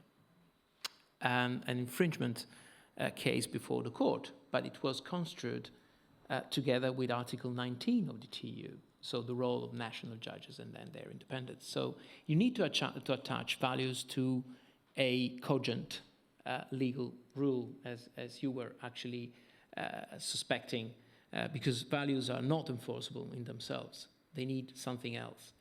And this something else can be general principles, from which basically they do derive.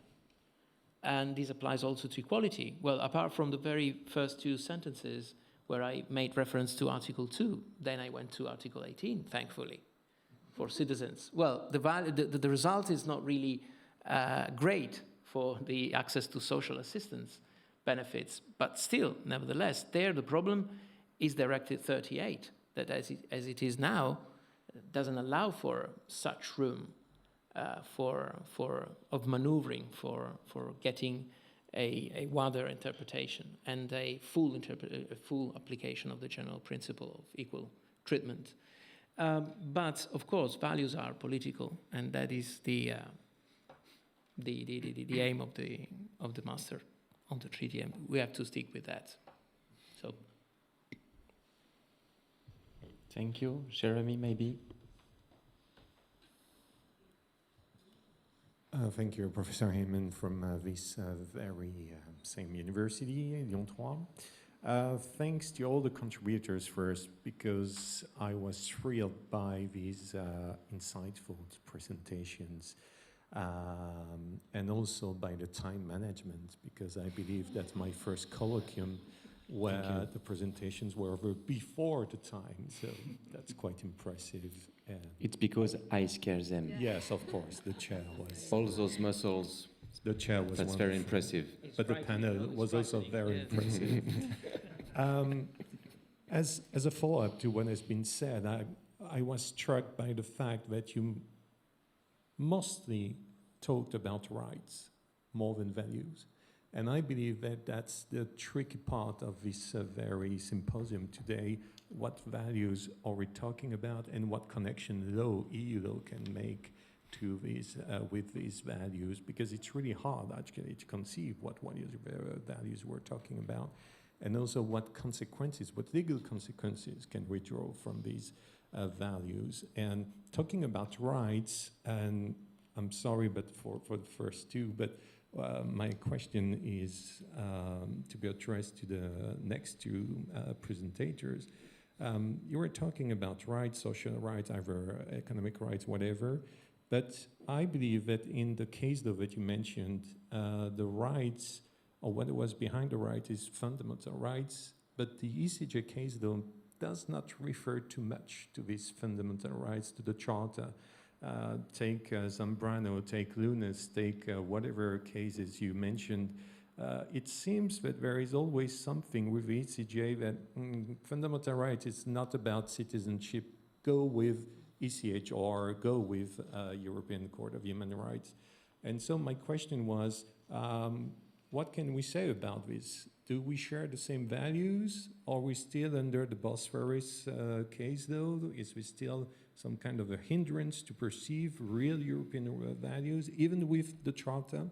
Yeah, I know it's an open question, it's a really tricky one, but it's quite, from what Irene said, about the surrogacy cases. Of course, in France, we have the same to deal with, but we have a very interesting case, though, about surrogacy, but it's not about the rainbow family.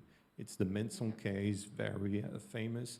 And what struck me is that the Cour de Cassation said, okay, we can take this legal status that we don't know of in France, but on the basis and the very ground of ECHR, the European Convention on Human Rights. And so, of course, it was not really European-centered, EU-centered case, but I believe that there is here a connection to be made between fundamental rights and values, because in the end of the day, I believe that's what matters and what can be mobilized by the citizens. So I'd like to have your views on it. I know it's a very broad and open question, so.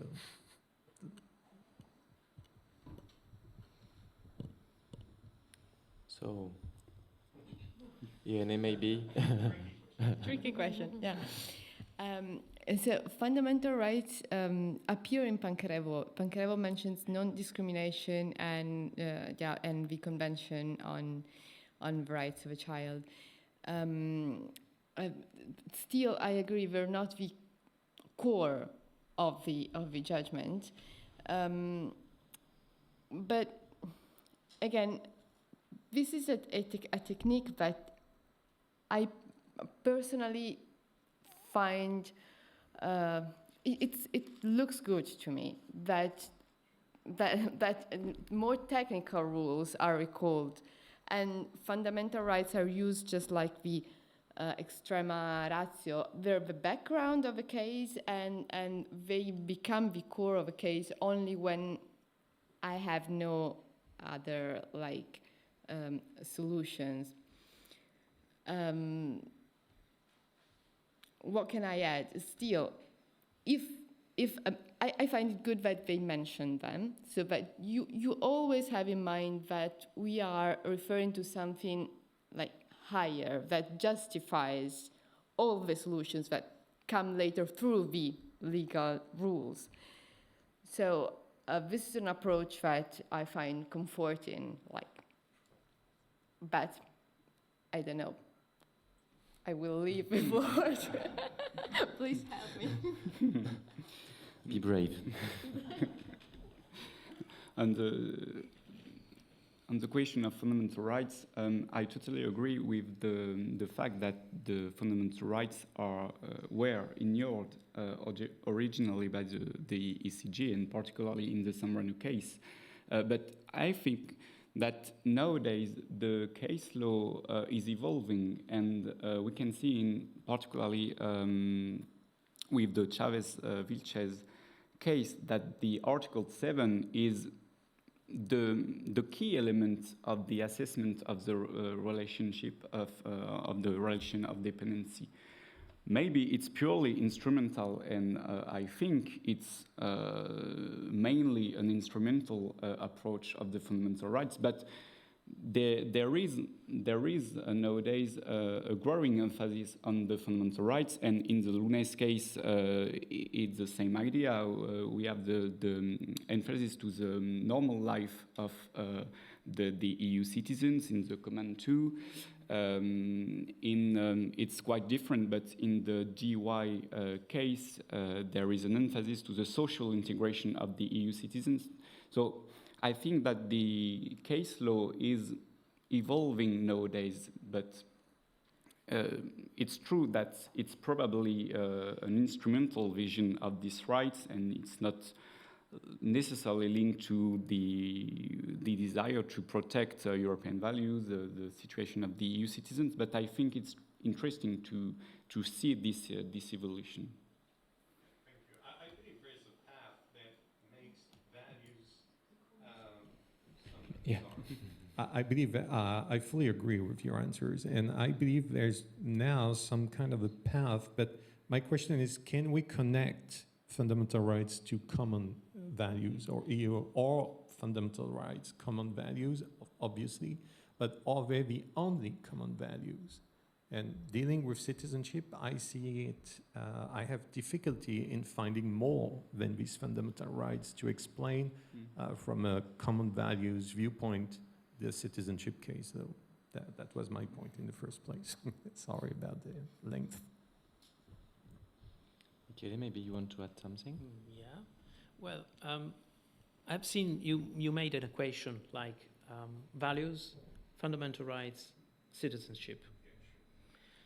Well, fundamental rights are a value in itself, but fundamental rights are in the Charter, but the explanations attached to the Charter says that, for example, as far as citizenship is concerned, well, as also for the rest, doesn't add anything to the treaty rules. The Charter doesn't add anything. So the meaning to be given to the citizenship provided in the Charter is the same that you might give to the citizenship provided in the treaties. So it doesn't add much. So that's why we end up to the treaty provisions in the end. Yep. I agree that looking at the case law, sorry. No. Yeah, go. Just please. a little answer.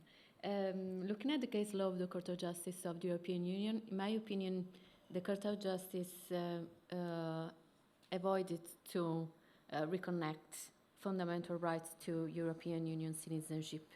It's a precise willing of the Court of Justice of the European Union for the reason that Michele said before, in order to not extend the scope of fundamental rights. Even if we look at the principle of proportionality, the principle of proportionality traditionally, the test of proportionality examines the limitations in terms of the legal construction of suitability, necessity, and proportionality stricto sensu. And proportionality stricto sensu involves a test regarding also balancing and fundamental rights.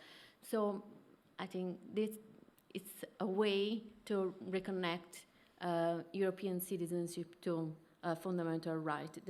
The last part of the test, the proportionality stricto sensu, and the balancing test. Conchi? Hi. Is this working? It works. Okay. Hi, my name is Gonje. I'm a student here in my second year of Masters of European Business Law, and I want to thank you all for your intervention. My question is going to be very quick, and it's for the Italian intervenants. Thank you all for being here, and I wanted to know, from an Italian point of view, if Italy makes more effort to use European funds to integrate their citizens to participate in their democratic life of the European Union. I recently participated in a conference organized by the European Commission and the representatives of France who discussed how France uses EU funds, the Plan de Relance européen in France, and in the conference, the promotion of these values and the need to raise awareness of EU citizens to participate in the elections was definitely not mentioned. Everything that was mentioned was about companies and infrastructures.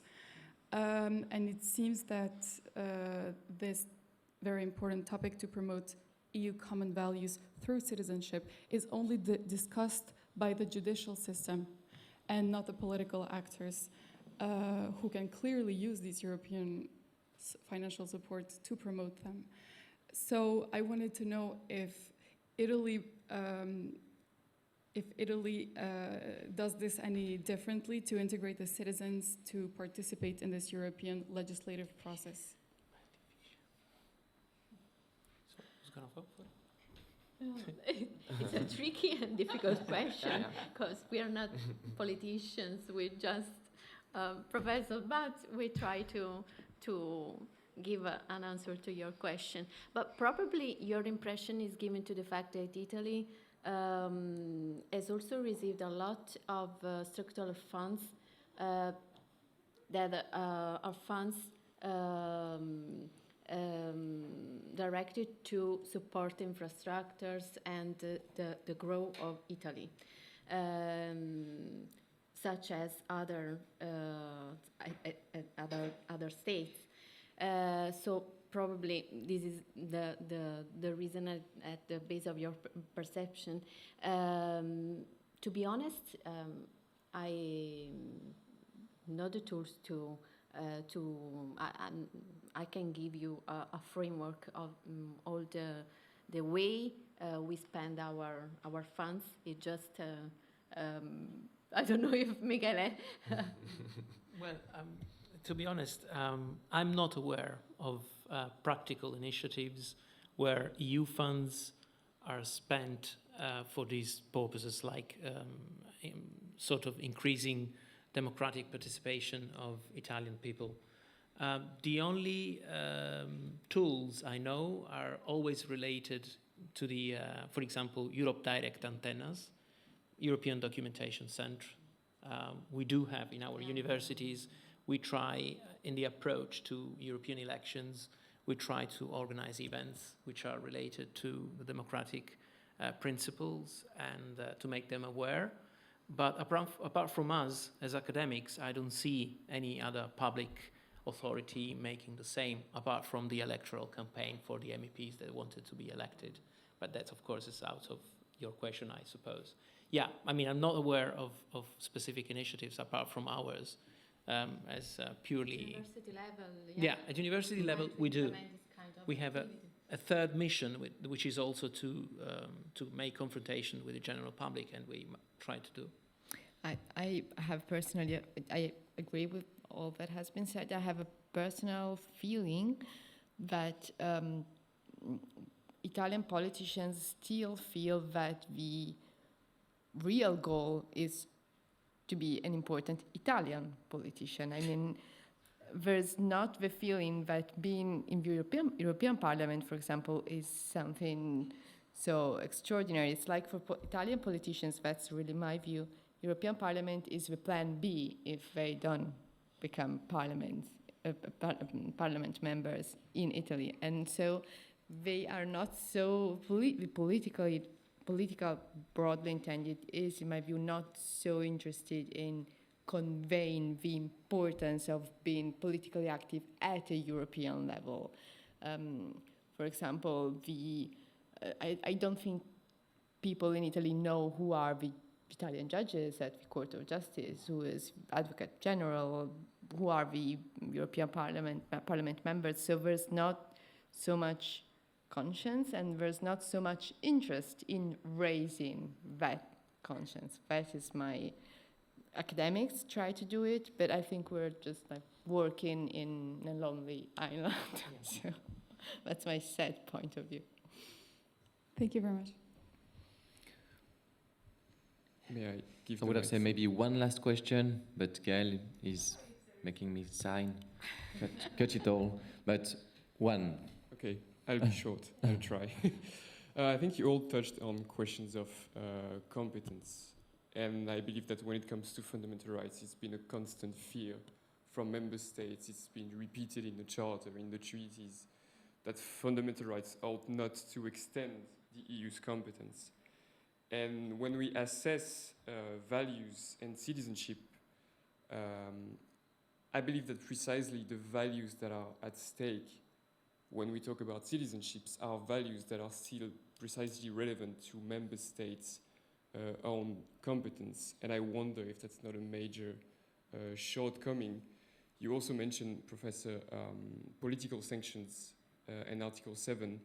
I also have in mind the new ability to condition EU funds to the respect of European values. But we also saw the shortcomings of this new mechanism. And so, on the one side, I have the feeling that the EU acting on its own has a very limited competence when it comes to social security, to family matters. And on the other side, when we look at more general political sanctions, it's highly sensitive and it faces considerable limits as well. So I was wondering if that's not like a huge limit to the link between values and citizenship in the EU.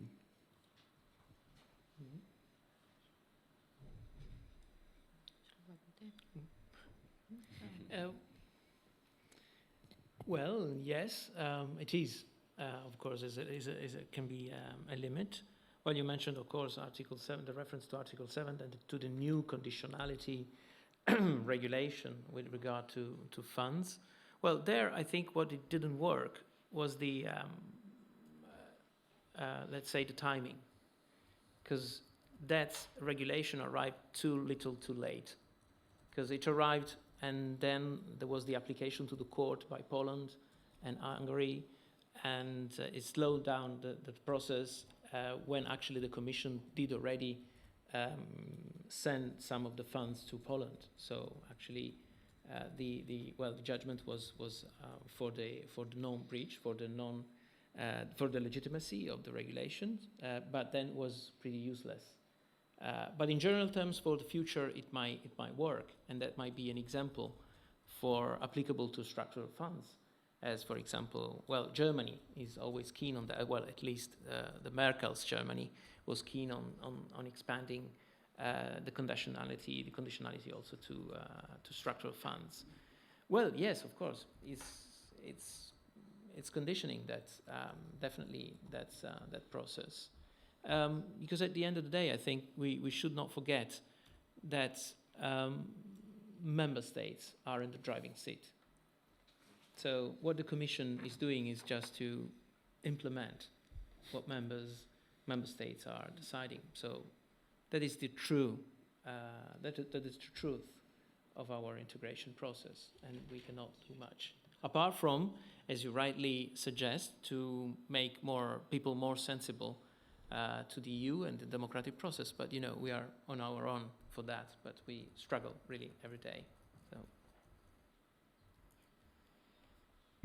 Thank you. So I think everybody is hungry right now. Wow. So I propose we close our discussion here, and we start again at 2 p.m. Thank you very much.